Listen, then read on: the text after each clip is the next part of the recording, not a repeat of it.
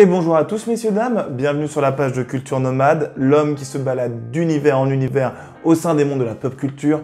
Et aujourd'hui, direction le magnifique, ça ce n'est peut-être pas sûr, univers de Morbius. Avant toute chose, je sais qu'il y a beaucoup de gens qui ne vont pas jusqu'au bout de la vidéo, du coup j'en profite pour caler ma petite promo. N'hésitez pas à vous abonner, à partager la vidéo, à en parler autour de vous, etc.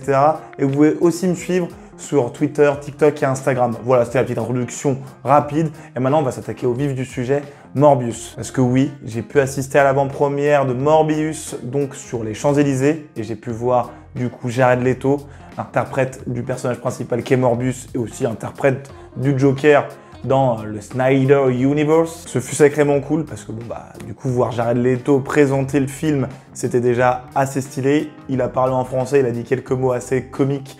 Enfin bref, c'était vraiment une bonne petite expérience à ce niveau-là. Mais par contre, pour ce qui est du film, c'est un peu plus mitigé. Avant toute chose, je tenais à vous dire aussi que cette vidéo sera coupée en deux parties. Une partie non spoil et une partie spoil. Donc, je vous indiquerai à quel moment la partie spoil arrive. Comme ça, vous pourrez quitter la vidéo et passer à autre chose, bien entendu. Pour commencer, il faut bien entendu le synopsis. Donc, synopsis trouvé sur Internet, voilà, je vais vous le lire, ça va être rapide. Gravement atteint d'une rare maladie sanguine et déterminé à sauver toutes les victimes de cette pathologie, le docteur Morbius tente un pari désespéré. Alors que son expérience semble être un succès, le remède déclenche un effet sinistre. Le bien vaincra-t-il le mal ou Morbius succombera-t-il à ses nouvelles pulsions? Et oui, parce que le docteur Michael Morbius est atteint donc, comme vous l'avez entendu, d'une maladie sanguine. Voilà, il est au bord de la mort, lui et son meilleur ami. Et du coup, pour éviter de courir à la mort, le docteur Michael Morbius fait des expériences notamment sur des chauves-souris pour pouvoir, bien entendu, survivre. Et donc, suite à cette expérience-là, il se transforme en Morbius. Bon, et bien, on va commencer donc par la partie non-spoil. Toujours, nous sommes dans la partie non-spoil. Ne quittez pas la vidéo. Donc, on va faire un découpage simple, point positif, point négatif. Donc pour la partie point positif, ça va aller très vite, hein. Ça va aller très vite. Les seules choses que j'ai aimées avant toute chose, eh bien c'était le charisme de Jared Leto. Bon voilà, je trouve que l'acteur est charismatique, même en fait le voir en vrai déjà c'était assez fou. Et ensuite pour le second point positif, eh bien c'est les pouvoirs utilisés par Michael Morbius, donc ils étaient plutôt cool, il peut voler, il peut faire plein de trucs, enfin visuellement ça envoie pas mal et même la transformation elle est plutôt convaincante. Voilà, donc c'est tout ce qu'on pouvait dire en termes de points positifs. Avant de faire cette transition vers les points négatifs, je tenais à dire que ce film, je l'ai trouvé d'une platitude sans nom. Bon, en fait, j'ai tweeté d'ailleurs à ce sujet, j'ai dit que le film était osef, donc vraiment on s'en fout du début à la fin. Les personnages sont pas attachants, on s'en bat les reins, mais vraiment de A à Z. Bien entendu, bon, comme vous vous en doutez, il y a des morts dans ce film, et même les morts, en fait, on s'en fout, vu qu'on n'est même pas attaché au personnage. Que dire de plus? Bon, en fait, ça a fait passer le temps. C'est la personne avec qui je suis allé qui m'a dit ça. Donc, Julien se reconnaîtra. Donc, il m'a dit que c'était un film qui faisait passer le temps. Voilà, tout simplement. Et c'est exactement ce qui s'est passé. Personnellement, le film dure à peu près 1h40, donc j'ai eu l'impression qu'il durait 3 heures. Mais 3 heures, pas dans le bon sens. C'est-à-dire que, par exemple, à contrario de The Batman, que j'avais vu aussi, eh bien les 1h40 sont passées extrêmement lentement. C'est-à-dire qu'au bout d'1h40, j'étais bien content de sortir de la salle. Et même au niveau des scènes post-génériques, j'y viendrai un peu plus tard, normalement c'est un peu le clou du spectacle, c'est la chose qui vous fait dire « Oh là là, heureusement que je suis allé voir le film ». Et là même, malgré ces deux scènes post-génériques, d'ailleurs il y en a deux, restez bien jusqu'au bout, eh bien ça ne m'a fait ni chaud ni froid. Enfin si, ça m'a fait plutôt froid dans le dos, dans le sens où ça n'avait aucun sens. Alors, à moins que je n'ai rien compris, mais clairement pour moi, il n'y avait aucun sens à ces scènes post-génériques et je vous en parlerai du coup un peu plus tard dans la vidéo, dans la partie spoil. Bon, concernant les autres points négatifs, on va essayer d'enchaîner, ça va aller assez vite. On est face normalement à un film sur les vampires qui se vend comme extrêmement sombre et extrêmement violent. Au niveau de la transformation de Morbius, là, comme je le disais, oui, effectivement, c'est plutôt convaincant, mais après, c'est un film de vampires où on voit quasiment aucune goutte de sang. Ou du moins, il n'y a rien de crédible, rien qui fait peur. Donc j'étais vraiment du coup déçu par rapport à ça. Enfin parce que oui, Morbius il tue quand même pas mal de gens dans le film, et pas que lui, et pourtant il n'y a rien de sanguinolent. Dans un film de vampire, ça reste quand même attention un peu la chose qu'on attend, et là grosse déception. Un peu à l'image d'ailleurs d'un Venom 2, Let There Be Carnage, où au final on n'avait pas forcément beaucoup de sang visible, hein, alors que normalement on avait Carnage dans le film et c'était censé être beaucoup plus violent. Bon, moi j'ai quand même passé un bon moment devant le film, je parle de Venom 2, bien entendu, j'ai passé un bon moment, mais c'est pas une œuvre d'art, loin de là, un chef-d'œuvre loin de là aussi, mais voilà, on passait quand même un bon petit moment, alors que dans Morbius, c'est plat, les scénarios sont déjà vus 1000 fois, bon, l'antagoniste il a les mêmes pouvoirs que le personnage principal, comme on le voyait dans les bandes annonces, etc.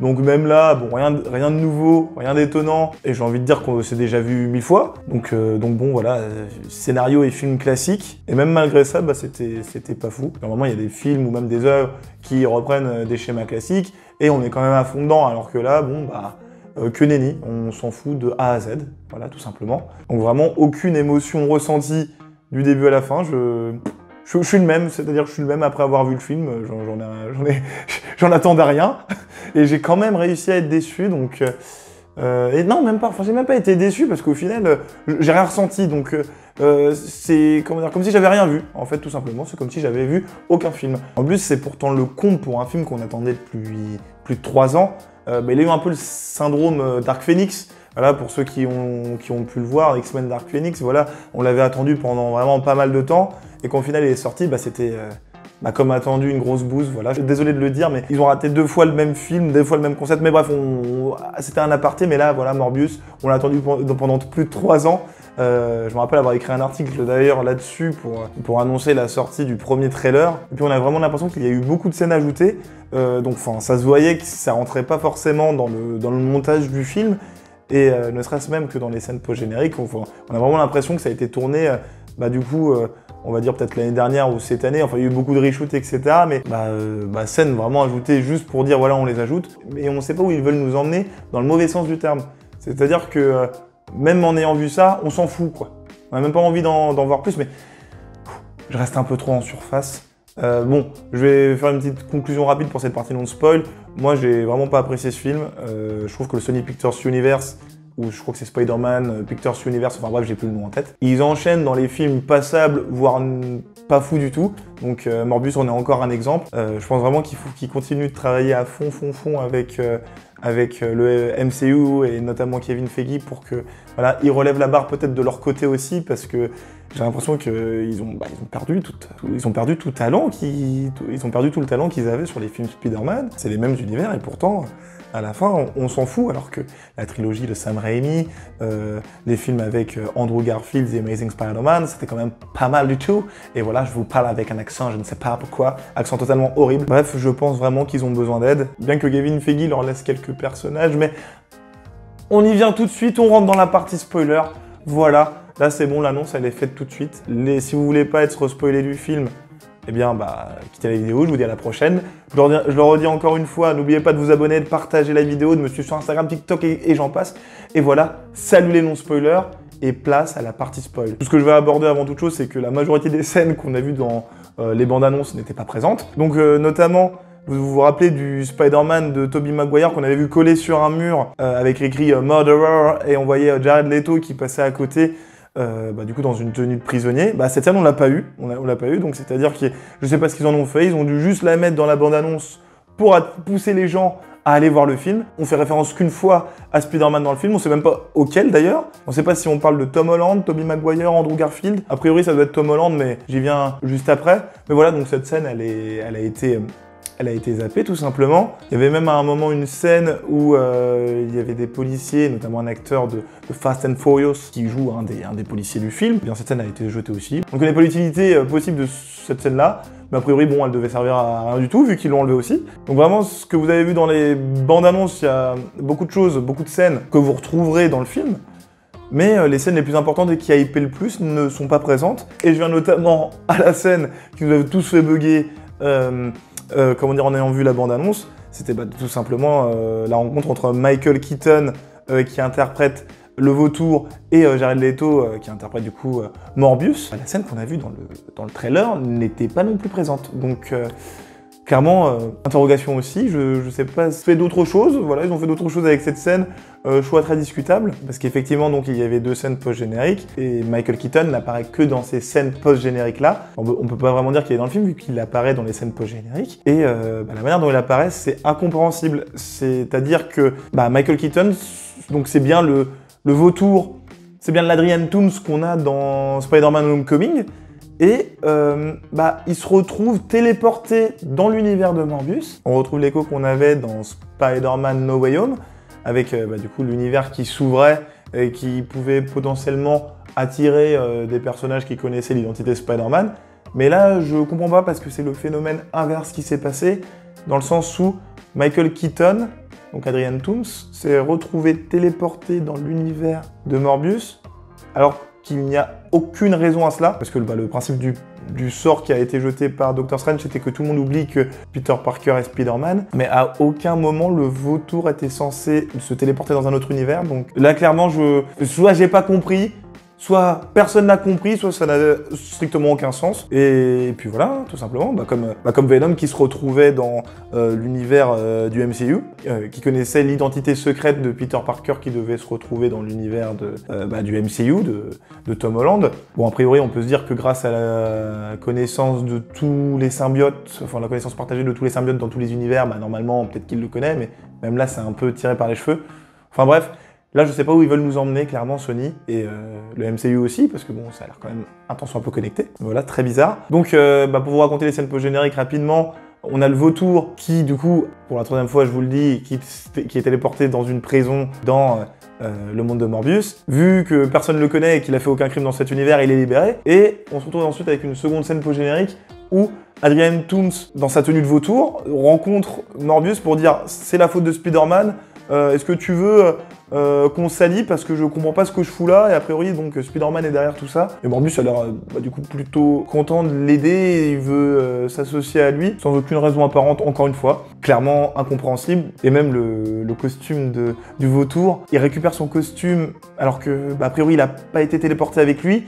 Et pourtant, on le voit dans la deuxième scène post-générique, il arrive dans son costume. A priori, il a été construit avec la technologie Shitori. Et normalement, on n'est pas censé se retrouver avec cette technologie-là dans cet univers de Spider-Man. Duquel d'ailleurs, quel Spider-Man, on ne sait pas. Mystère à boule de gomme. C'est un peu une critique à chaud, mais je n'ai rien compris. Je comprends pas l'intérêt du film, je comprends pas l'intérêt de réunir ces deux personnages, à moins peut-être pour ressusciter les Sinister Six. Donc c'est mon camarade Julien qui m'avait dit ça. Peut-être que le projet Sinister Six qui avait été enterré côté Sony va peut-être revenir et que ces Sinister Six là vont affronter peut-être Andrew Garfield, qui d'ailleurs ne montre pas le bout de son nez malheureusement. Je pensais peut-être qu'on allait le voir, mais non, pas du tout. A priori, à voir ce qu'ils vont nous réserver dans le futur. Il y a Madame Web qui arrive. Il y a le film Kraven aussi qui arrive. On a l'impression qu'une autre team de Sinister Six est en train de voir le jour. On a vu une news dans le journal du Daily Planet, du Daily Bugle, pardon. Donc on fait les univers. Excusez-moi, vu que je me balade d'univers en univers, je me perds un peu. Mais voilà, on voyait qu'il y avait une annonce pour dire qu'il y avait un Rhino qui était en train de taper des gens. Enfin bref, je sais plus exactement ce que c'était, mais on voyait le nom de Rhino et de Black Cat aussi, une autre anti-héros de l'univers de Spider-Man. Donc, d'ailleurs, je suis en train de m'enfoncer totalement dans mon siège, je vais peut-être me relever. J'étais en train de m'allonger, de m'endormir, c'est super. Comme moi devant le film Morbius pendant ces près de 2 heures. Je pense que j'ai fait le tour de la vidéo. Moi, je vous ai parlé des scènes post-génériques. Le film, on s'en fout. Enfin, clairement, je suis ressorti sans aucune théorie, sans aucune envie de voir une suite potentielle. Donc voilà, seul gros point positif, vraiment, c'est d'avoir vu Jared Leto en vrai. Et après, bon, les pouvoirs de Morbius stylés, mais voilà, sans plus. C'est pas ça qui m'a fait kiffer le film, on va dire. Donc j'ai pas kiffé, donc allez vous faire votre propre avis le 30 mars prochain, donc date de sortie du film. Et vous me direz dans les commentaires ce que vous en avez pensé. Il ne me reste plus qu'à vous dire de vous abonner. Encore une fois, voilà, on se répète, mais voilà, n'oubliez pas de vous abonner, donc de partager la vidéo, de laisser un commentaire, de me suivre sur TikTok, Instagram, Twitter et j'en passe. Il ne me reste plus donc qu'à vous dire à la prochaine dans de nouveaux univers que j'espère beaucoup plus satisfaisants et hypants. Salut à tous, bonne journée, bonne soirée et à la prochaine.